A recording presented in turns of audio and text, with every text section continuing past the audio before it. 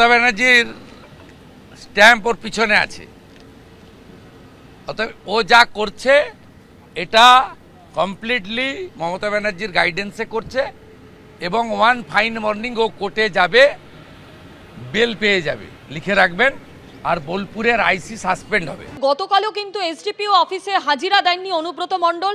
তার আইনজীবী সেখানে একটি মেডিকেল রিপোর্ট, মেডিকেল সার্টিফিকেট জমা দেন এবং যেখানে বেড রেস্টের কথা বলা হয়েছে, 5 দিন তাকে বিশ্রামে থাকতে হবে এবং এমনটাই জানিয়েছেন তার আইনজীবী। অন্যদিকে অনুব্রত মণ্ডলের যিনি ঘনিষ্ঠ এক তৃণমূল নেতা, তিনিও কিন্তু একই কথা বলছেন যে অনুব্রত মণ্ডল এই মুহূর্তে অসুস্থ, তিনি বাড়ি থেকে বেরোতে পারছেন না এবং সেই কারণেই হাজিরা দিতে পারেননি। এ বিষয়ে মেডিকেল সার্টিফিকেট ইতিমধ্যেই বোলপুরের এসডিপিও অফিসে জমা দেওয়া হয়েছে, তার আইনজীবী গিয়ে সেখানে জমা দিয়ে এসেছেন।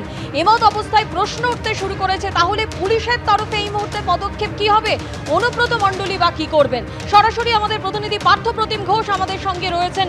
পার্থপ্রতিম, দুদিন অনুব্রত মণ্ডল, যাকে সমন পাঠানো হয়েছিল, তিনি বোলপুরের এসডিপিও অফিসে হাজিরা দিলেন না। এই জায়গায় দাঁড়িয়ে পুলিশের পদক্ষেপ কি হতে চলেছে বা অনুব্রত মণ্ডলী বা কি করবেন?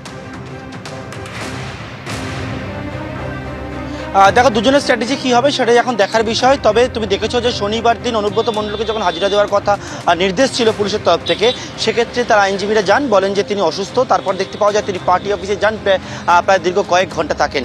তার পরবর্তীকালে রবিবার দিনের জন্য দ্বিতীয় যে নোটিশ, সেই নোটিশে গতকালকে তার আইনজীবীরা যান, মেডিকেল রিপোর্ট জমা দেন এবং সেখানে বলেন যে চিকিৎসকেরা অনুব্রত মণ্ডল যেহেতু অসুস্থ, তাই বেড রেস্টে থাকার জন্য বলেছেন 5 দিনের জন্য।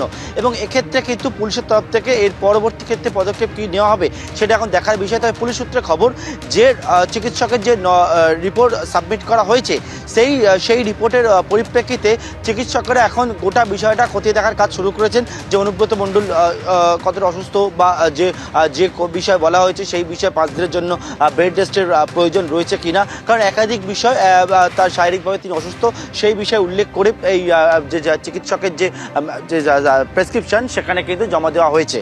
তবে আজকে শনি রবির পরে সোমবার দিন অনুব্রত মণ্ডল এর পরবর্তীকালে কি করবেন সেটাও এখন দেখার বিষয়।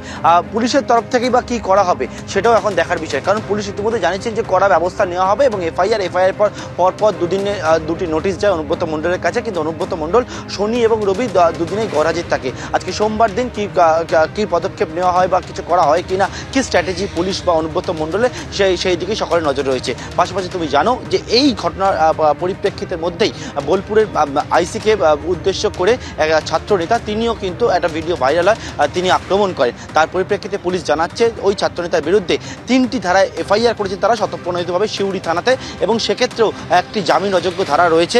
এইবারে হচ্ছে যে বিষয় আরও অনেকেই যে বিষয়ে প্রশ্ন তুলছেন বা বলছেন যে ছাত্রনেতাকে গতকাল দেখা গেছিল যে তৃণমূলের তরফ থেকে বলা হয়েছে, তৃণমূল ছাত্র পরিষদের তরফ থেকে বলা হয়েছিল যেনাকে সাসপেন্ড করা হয়েছে। অনুব্রত মণ্ডলের ক্ষেত্রে শুধুমাত্র ক্ষমা চাইতে বলা হয়েছিল। সুতরাং পরবর্তী ক্ষেত্রে দল কি পদক্ষেপ নেয় সেটাও এখন দেখার বিষয়, ভাবার বিষয়, বা পুলিশের তরফ থেকেও বা পরবর্তী স্ট্র্যাটেজি কী নেওয়া হয় সেটাও এখন দেখার বিষয়। সেদিকেই সকলের নজর রয়েছে।